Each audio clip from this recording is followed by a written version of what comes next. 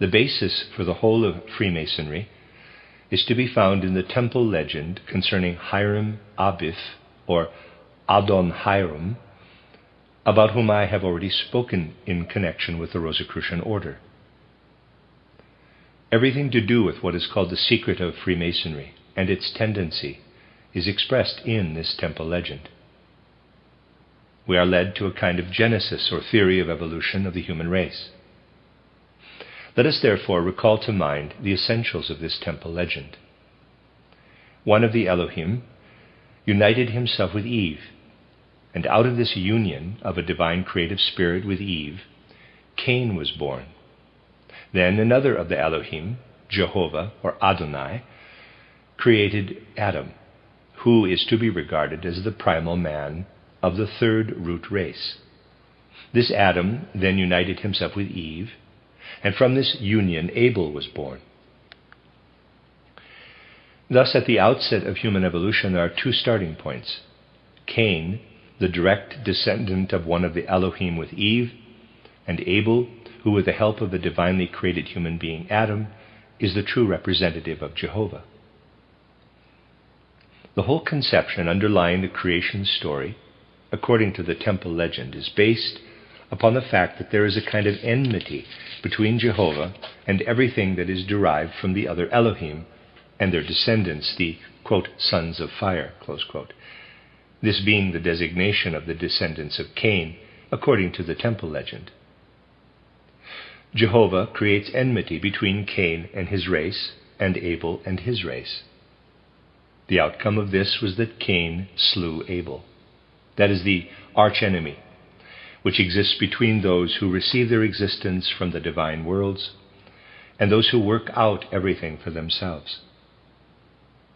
The fact that Abel makes the sacrifice of an animal to Jehovah, while Cain brings the fruits of the earth, is an illustration, which the Bible gives too, of this contrast between the race of Cain and the race of Abel. Cain has to wrest from the earth with hard labor the fruits which are necessary for the sustenance of mankind. Abel takes what is already living, what has been prepared for his livelihood. The race of Cain creates, as it were, the living out of the lifeless. Abel takes up what is already alive, what is already imbued with the breath of life. Abel's sacrifice is pleasing to God, but Cain's is not.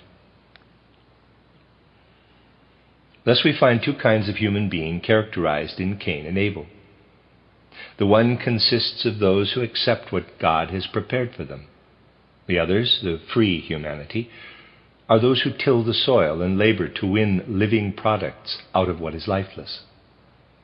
Those who regard themselves as sons of Cain are they who understand the temple legend and wish to live by it.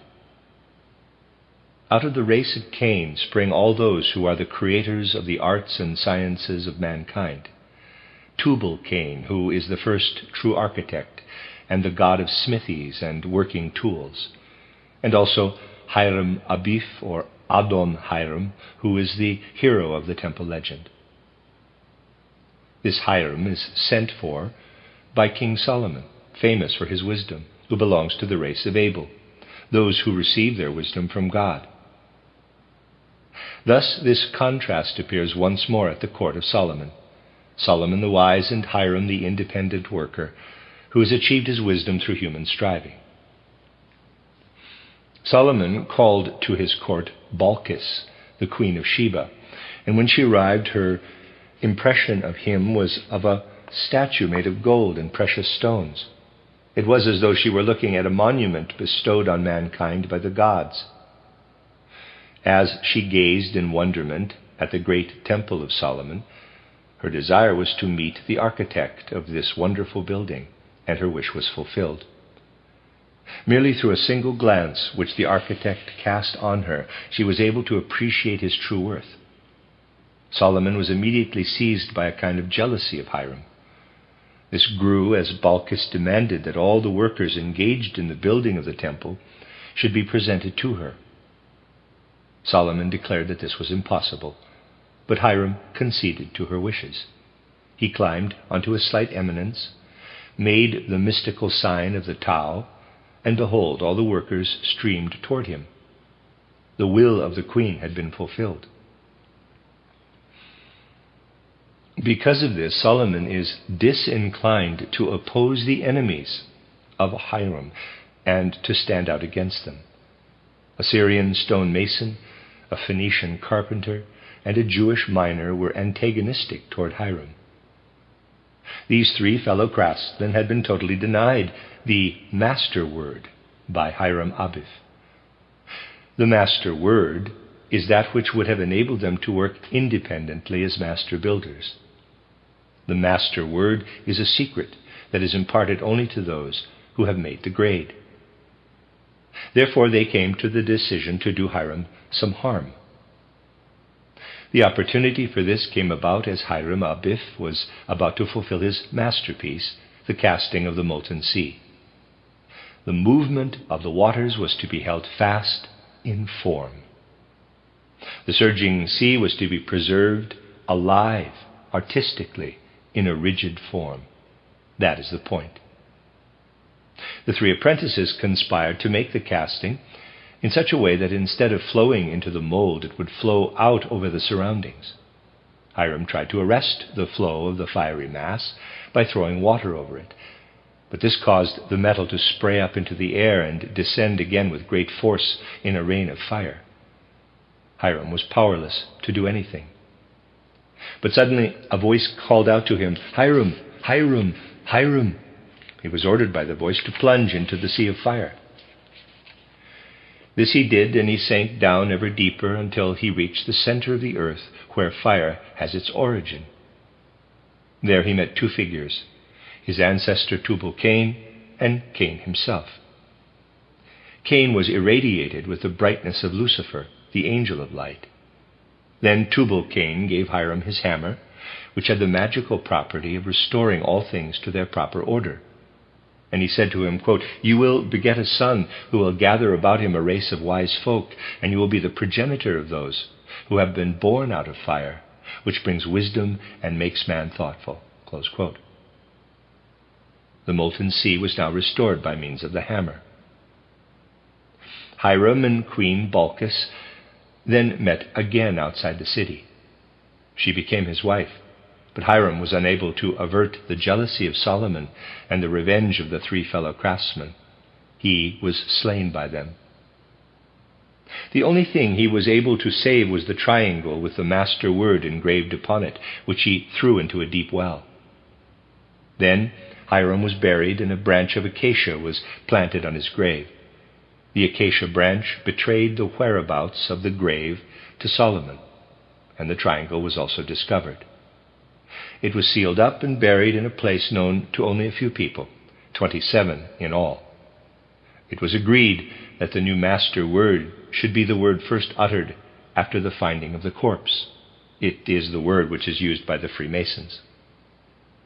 The Freemasons trace back their origin with some justification to the temple legend and to the old days in which the temple was built by Solomon as a lasting memorial to the secret of the fifth root race.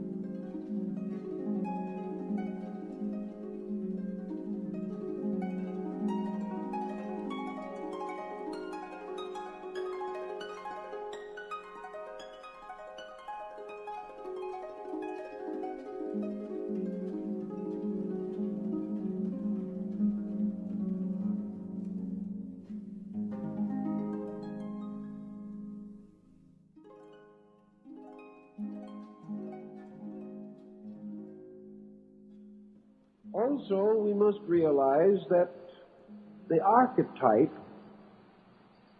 of the ultimate state of man was strangely related to this mysterious experience of man's origin. If the future is to become increasingly better, the remote past was also better. For in the ancient times it was believed that the gods walked with men, that the ways of heaven flourished upon earth, and that at the very beginning of time, divine institutions were established for the good of men, that laws were revealed, and that the first civilizers of nations were divinely inspired and spiritually enlightened beings. These too have vanished away in the limbo of things forgotten. But we seem to have a lingering memory of the golden age that once was, and it gives us a certain symbolism about the golden age that is to come. Thus, in the Temple of Solomon, we have the symbolism of the great progress of the world. In the early years of the 17th century, Lord Bacon described the great structure of science as the house of the 6 days' work. He declared also that Solomon's house, as he called it, represented the total structure of man's mental and emotional maturity. That it signified all learning slowly building in the world. That it represented the slow but inevitable growth of human understanding. That we are all here as workmen upon the eternal house, which is sometime to be the symbol of a perfect human society. Because the perfection of this work was the result of the union of all peoples, all faiths, all skills, all arts, and all sciences.